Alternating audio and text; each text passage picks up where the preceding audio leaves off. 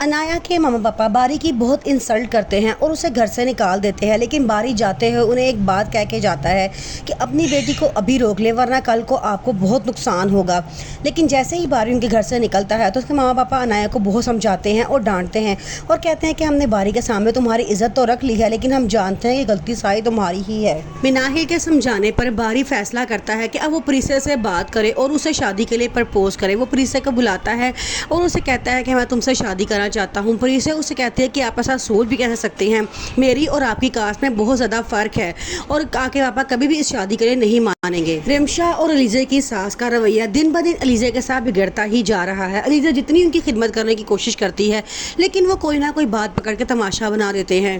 रुमैसा जो अपनी सोकन को बड़ी बातें बनाती रहती है, लेकिन वो अब ये बात नहीं जानती कि उसका अपना बेटा काशिफ अब बिगड़ चुका है और दूसरे रास्ते पर चल चुका है, यहाँ तक कि वो चोरियां भी करने लगा है। अनाया का राज खुल चुका है। बारी सारी हकीकत जानने के बाद फौरन अनाया के घर पहुंच जाता है और वहां सारे सबूत पेश करता है कि किस तरह अनाया ने मिनाहिल और किसी लड़के की आपस में 7 पिक्चर्स बनवाई और उनको एडिट किया।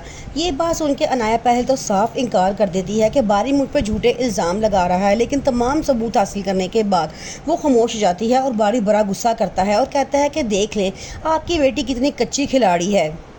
अलीज़े प्रीसे से कहती है कि हो सकता है कि बारी तुम्हें पसंद करता हो और तुमसे शादी करना चाहता हो।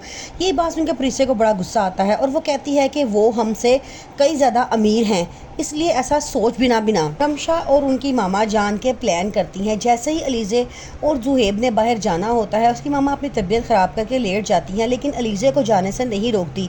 जब वो वापस आते हैं तो रमशा वहाँ पहुँच जाती है और जुहेब से बड़ी बेइज्जती करती है और कहती है कि जब तुम्हारी बीवी को पता था कि अम्मी की तबीयत ठीक नहीं है तो वो जाने से इनकार कर सकती थी, अम्मी का ख्याल कर सकती थी, लेकिन इसको तो अपने सैर सपाटे की पड़ी है। ये बात सुनकर जुहेब भी अलीज़े को डांटता है और कहता है कि तुम्हें चाहिए था कि कम से कम तुम मुझे बता देती।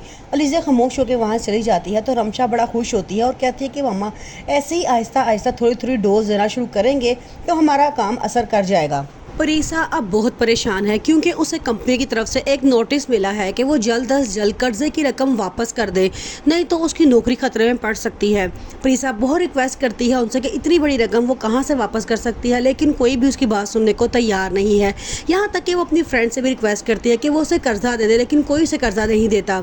अब प्रीसा रोती हुई अपनी मामा के पास आती है और उन्हें सारी बात बताती है कि मैं बहुत परेशान हूँ।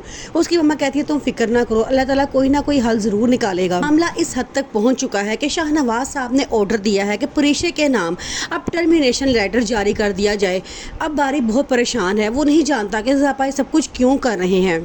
प्रीसे अब बहुत परेशान है क्योंकि एक अमीर बाप के होते हुए भी वो बच्ची अपने बाप के बगैर ज़िंदगी गुजारने पर मजबूर है। यहाँ तक कि अपने घर के खर्चे उठाने के लिए उसे नौकरी करना पड़ रही है। बारी सोचता है कि पहले तो पापा प्रीसे के काम से बहुत खुश थे और उसे बहुत अप्रिशिएट भी करते थे, अब ऐसा क्या हो गया है कि फ़ौरन ही कर्ज वापस करने का कह दिया है, यहाँ तक कि उसे जॉब से भी निकाल रहे हैं। प्रीसे की मामा को बेटियाँ पैदा करने की सज़ा ये मिली कि उसके पापा ने दूसरी शादी कर ली।